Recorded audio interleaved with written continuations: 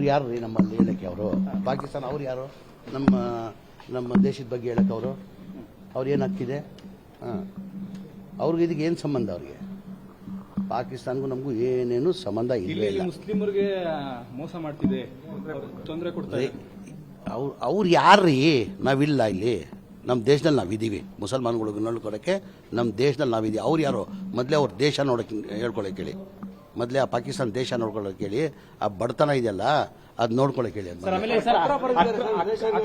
ಅಕ್ರಮ ಮನೆಗಳಿಗೆ ಸಕ್ರಮ ಯಾಕೆ ಮಾಡ್ಬೇಕು ಸರ್ಕಾರ ಅನ್ನೋದು ಬಿಜೆಪಿ ಕೇಳಿ. ಈಗ ನಾನು ನಾಡ್ದು 31ನೇ ತಾರೀಕು ಬೆಳಗ್ಗೆ ನಾನು ಒಂದು ಪ್ರೆಸ್ ಮೀಟ್ ನಾನು ಬೆಳಗ್ಗೆ ಮಾಡ್ತೀನಿ. ನಾನು ಒಂದು 11 ಗಂಟೆಗೆ ಪ್ರೆಸ್ ಮೀಟ್ ಮಾಡಿ ನಾನು ಡೀಟೇಲ್ ಆಗಿ ವಿವರನ ಕೊಡ್ತೀನಿ. ಅಕ್ರಮನ ಸಕ್ರಮನ ಸರ್ ಅವರಿಗೆ ಈಗ ಡೀಟೇಲ್ ಆಗಿ ವಿವರ ನಾನು ಕೊಡ್ತೀನಿ.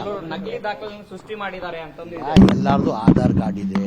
ಈಗ ಅದಕ್ಕೆ ನೆನ್ನೆ ಮಾನ್ಯ ಮುಖ್ಯಮಂತ್ರಿಗಳು ಉಪಮುಖ್ಯಮಂತ್ರಿಗಳು ಸೂಚನೆ ಕೊಟ್ಟಿದ್ದಾರೆ.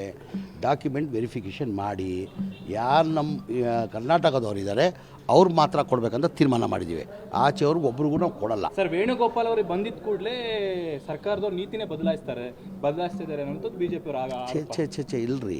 ವೇಣುಗೋಪಾಲ್ ಏನು ಇನ್ವಾಲ್ವ್ಮೆಂಟ್ ಇದೆ? ವೇಣುಗೋಪಾಲ್ ಈ ಥರ ಬಂದಿದೆ ಟಿವಿಯಲ್ಲಿ ನೋಡಿ ಅಂತ ಹೇಳಿದ್ದಾರೆ. ತಪ್ಪೇನಿದೆ? ನಮ್ಮದು ಒಂದು ನ್ಯಾಷನಲ್ ಪಾರ್ಟಿ ನಮ್ಮ ನ್ಯಾಷನಲ್ ಪಾರ್ಟಿ ಅವ್ರು ನಮ್ಮ ನಾಯಕರು. ಈ ಕರ್ನಾಟಕದಲ್ಲಿ ಇದೆ ಸುದ್ದಿ ನಡೀತಾ ಇದೆ ನ್ಯಾಷನಲ್ ಲೆವೆಲಲ್ಲಿ ಏನಿದೆ ನೋಡಿ ಅಂತ ಮಾನ್ಯ ಮುಖ್ಯಮಂತ್ರಿಗಳು ಹೇಳಿದ್ದಾರೆ.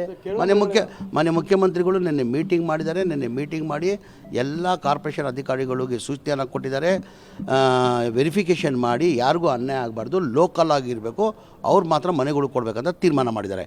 ಎಲ್ಲಾರ್ಥವ ಯಾರಿಗೆ ಮನೆ ಕೊಡ್ತೀವಿ ನಾವು? ಆಧಾರ್ ಕಾರ್ಡ್ ಇರ್ತಾರೆ, ರೇಷನ್ ಕಾರ್ಡ್ ಇರ್ತದೆ, BPL ಕಾರ್ಡ್ ಇರ್ತದೆ, ಅಂಥವ್ರು ತಾನೇ ಮನೆ ಕೊಡೋದು. ಅಂಥವ್ರು ಬಿಟ್ಟು ನಾವು ಕೊಡೋಕ್ಕಾಗ್ತದೆ? ಸಾಧ್ಯನಾ?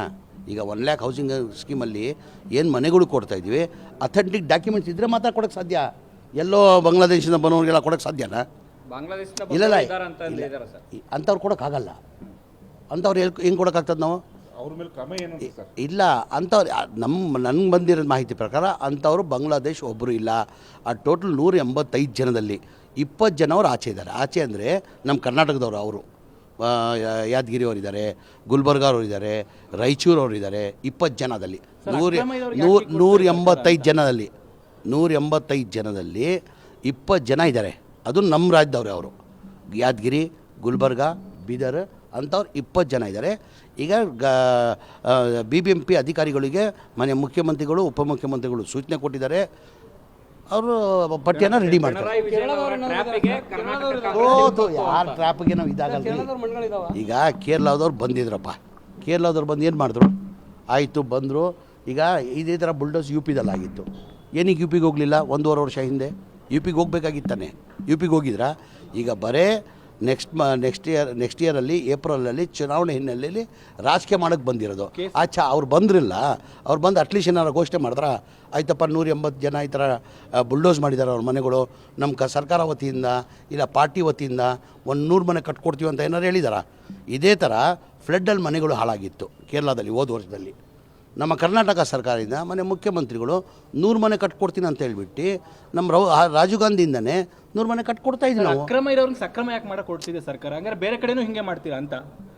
ನಿರ್ಭೀತ, ನಿಷ್ಪಕ್ಷಪಾತ, ವಿಶ್ವಾಸಾರ್ಹ ಸುದ್ದಿಗಳಿಗೆ ಮತ್ತೊಂದು ಹೆಸರಾಗಿರುವ ನ್ಯೂಸ್ 18 ಕನ್ನಡ ಈಗ ಆಪ್ನಲ್ಲೂ ಲಭ್ಯವಿದೆ.